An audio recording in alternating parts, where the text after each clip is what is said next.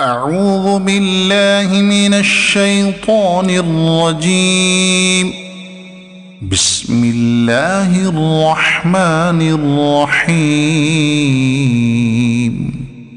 بلى من كسب سيئة وأحاطت به خطيئته فأولئك أصحاب النار هم فيها خالدون. والذين آمنوا وعملوا الصالحات أولئك أصحاب الجنة هم فيها خالدون.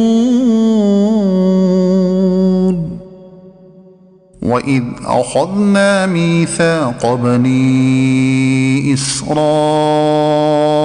لا تعبدون إلا الله وبالوالدين إحسانا وذي القربى واليتامى والمساكين وقولوا للناس حسنا وأقيموا الصلاة وآتوا الزكاة ثم توليتم إلا قليلا منكم وأنتم معرضون.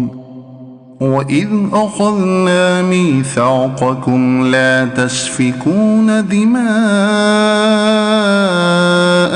ولا تخرجون أنفسكم من دياركم ثم أقررتم وأنتم تشهدون. ثم أنتم هؤلاء تقتلون أنفسكم وتخرجون فريقا منكم من ديارهم تظاهرون عليهم بالإثم والعدوان وإن يأتوكم أسارى تفادوهم وهو محرم عليكم إخراجهم أفتؤمنون ببعض الكتاب وتكفرون ببعض فما جزاء من يفعل ذلك منكم إلا خزي في الحياة الدنيا ويوم القيامة يردون إلى أشد العذاب وما الله بغافل عما تعملون. أولئك الذين اشتروا الحياة الدنيا بالآخرة فلا يخفف عنهم العذاب ولا هم ينصرون. ولقد آتينا موسى الكتاب وقفينا من بعده بالرسل وآتينا عيسى ابن مريم البينات وأيدناه بروح القدس أفكلما جاءكم رسول بما لا تهوى أنفسكم استكبرتم ففريقا كذبتم وفريقا تقتلون. وقالوا قلوبنا غلف بل لعنهم الله بكفرهم فقليلا ما يؤمنون.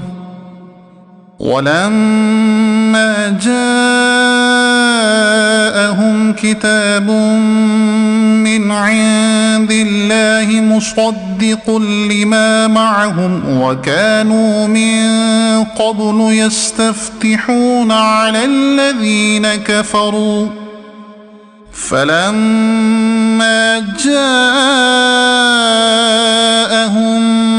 ما عرفوا كفروا به فلعنة الله على الكافرين بئس ما اشتروا به أنفسهم أن يكفروا بما أنزل الله